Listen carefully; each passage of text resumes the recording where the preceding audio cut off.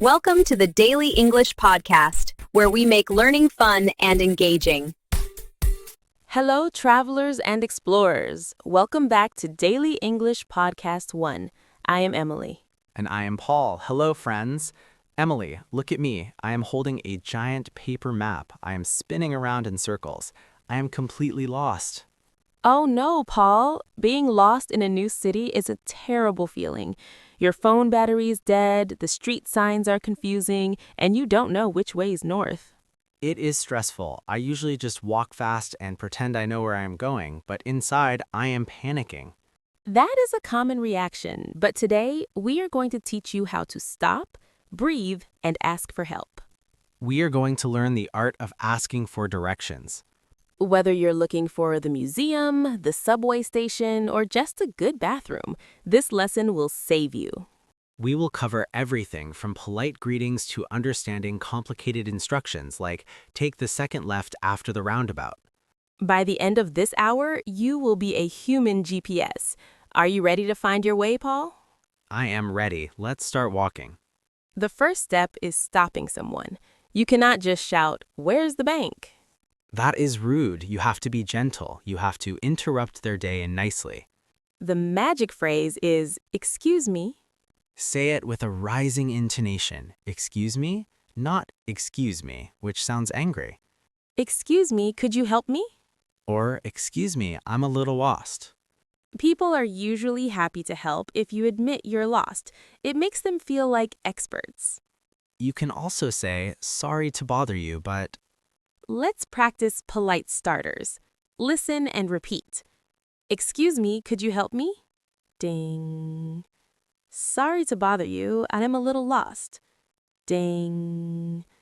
"Do you have a moment to help me?" Ding.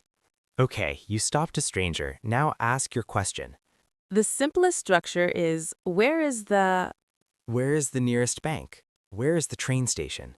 But to be more polite, we use indirect questions. Could you tell me where the bank is? Notice the grammar change. Where is the bank becomes where the bank is. Or, do you know where the museum is? Or, I'm looking for the post office. Let's practice asking for specific places. Could you tell me where the nearest pharmacy is? Ding. I'm looking for the city center. Ding. Do you know where the bus stop is? Ding. Okay, you asked a question. Now the stranger starts speaking. This is the hard part, listening. We need to master the basic verbs of movement. The first one is go straight. Go straight on. Go straight ahead. It means don't turn, just walk forward. Then turn left and turn right. Sometimes they say take a left or take a right. It means the same thing. What if I have to go past something? Go past the supermarket. That means you walk, you see the supermarket, but you keep walking. You don't stop there. And cross. Cross the streets. Go from one side to the other. Let's practice movement verbs. Go straight ahead for 2 blocks. Ding. Turn left at the traffic lights. Ding. Go past the cinema and cross the road. Ding. Emily, you mentioned blocks. That is very American. Yes, in America, cities are built like a grid, so we say go 3 blocks. In the UK or Europe, we usually say distance in minutes or meters. It's about 5 minutes walk. Or go down the street for 100 meters. That's good to know. Blocks versus minutes. Now let's talk about landmarks. These are big objects that help you see where you are. The most common one for cars is the traffic lights, red, yellow, green. Turn left at the lights. Or the intersection or crossroads where 2 streets meet. In the UK, we have roundabouts, circles in the road. Those are confusing. Take the second exit at the roundabout. We also use buildings. It's next to the church. It's opposite the bank. Opposite means across the street, face to face. On the corner, at the end of the road. Let's practice landmarks and prepositions. Turn right at the traffic lights. Ding. It's on the corner opposite the park. Ding. Take the second exit at the roundabout. Ding. Sometimes the directions are complicated. Take the second right, then the first left, then go through the tunnel. Whoa, slow down. If you don't understand, you must ask for clarification. Don't just smile and say thanks, you'll still be lost. Say, could you say that again, please? Or could you speak a little slower? Or repeat it back to them to check. So I turn left at the bank, right? This is very smart. It confirms you understood. Let's practice checking information. Sorry, I didn't catch that. Ding. Could you repeat the last part? Ding. So it's next to the library. Ding. Now let's look at a map.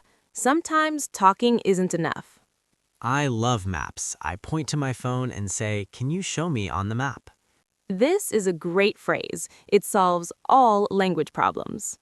Where are we right now? You need to find you are here. Then the person can point. We are here. You need to go there. Let's practice using visual aids. Can you show me on the map? Ding. Are we far from the station? Ding.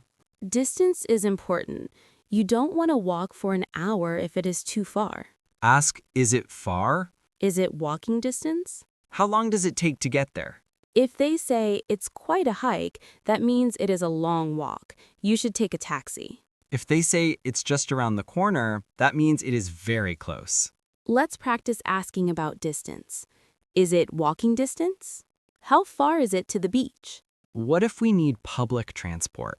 The subway, the metro, the underground, the tube. So many names. Subway, USA. Underground, tube, London. Metro, Europe. You ask, where is the nearest subway station? Which line do I take for the airport? Lines are usually colors. Red line, blue line. How many stops is it? Do I need to transfer? Transfer means changing trains. Let's practice transport questions. Where is the nearest metro station? Which bus goes to the city center? Do I need to change trains? Sometimes we are inside a building, like a mall or a big airport. Directions are different here. Go up the escalator. Take the elevator to the third floor. In UK, lift. You take, it is down the hall on your right. Follow the signs for... Let's practice indoor directions. Where is the restroom? Go up the escalator to the second floor. It is at the end of the hallway. Let's do a role play, Paul. I am a local in New York. You are a tourist. Okay, excuse me, miss. Yes, can I help you? I am trying to find Central Park. Is it far? No, not really. Go straight down this street for 3 blocks. Turn left at the big hotel. You can't miss it. 3 blocks straight, then turn left at the hotel? Exactly. It's huge. Just follow the crowds. Thank you so much. No problem. Enjoy your walk. That was easy. You can't miss it. That is a common phrase. It means it is very easy to find. Now let's try a harder one. You are in London. I am the local. Excuse me, sir. I am looking for the British Museum. Ah, right. It's a bit tricky. You need to go down this road until you hit the roundabout. Okay, the roundabout. Take the third exit, then go past the pub called the Red Lion. Turn right at the pedestrian crossing. It's on your left. Wait, slow down. Third exit, past the pub, turn right? Yes, if you see the Starbucks, you have gone too far. Okay, thank you. If you see X, you have gone too far. That is a very helpful tip. It tells you when to stop walking. What if I am driving? Car directions are faster. Take the next exit on the highway. Merge onto the freeway. Make a U-turn. That means turn 180 degrees and go back. Pull over. That means stop the car on the side of the road. Let's practice driving phrases. Make a U-turn at the lights. Sometimes your phone is working, but the GPS is confusing. In 200 feet, turn slightly left. I hate slightly left. Is that a turn or just a curve? It usually means a curve. Just follow the road. What if we are looking for a specific type of place, not a specific name? Is there a good coffee shop around here? Is there a cheap place to eat nearby? Around here and nearby are very useful phrases. Let's practice finding general places. Is there a bank around here? Are there any restrooms nearby? What if the person says, "I'm sorry, I'm not from here"? That happens a lot. You stop a stranger, but they are also a tourist. Just say, "No problem, thank you anyway," and ask someone else. Don't get discouraged, just find the next person. Finally, you found the place. You arrived. You should thank the person. Thank you for your help. You are a lifesaver. I appreciate it. And then you go enjoy your destination. Paul, I think we have covered every direction possible. North, south, east, west. Up, down, left, right. I feel like a compass. Do you feel confident enough to put away your giant paper map? Yes, I will fold it up. I will use my voice. Excuse me, where is the best pizza? That is the most important question of all. Listeners, we hope you never get lost. But if you do, now you know what to say. Don't be afraid to ask. People are generally kind. And getting lost is sometimes the best way to discover a new city. That is true. Some of the best adventures start with a wrong turn. Please leave a comment. Have you ever been lost in a foreign country? How did you find your way? Did you use a map? Did you ask a police officer? Tell us your story. Thank you for listening to Daily English Podcast1. Keep exploring, keep learning, and keep asking questions. Turn right at the subscribe button and go straight to the like button. Good directions, Paul.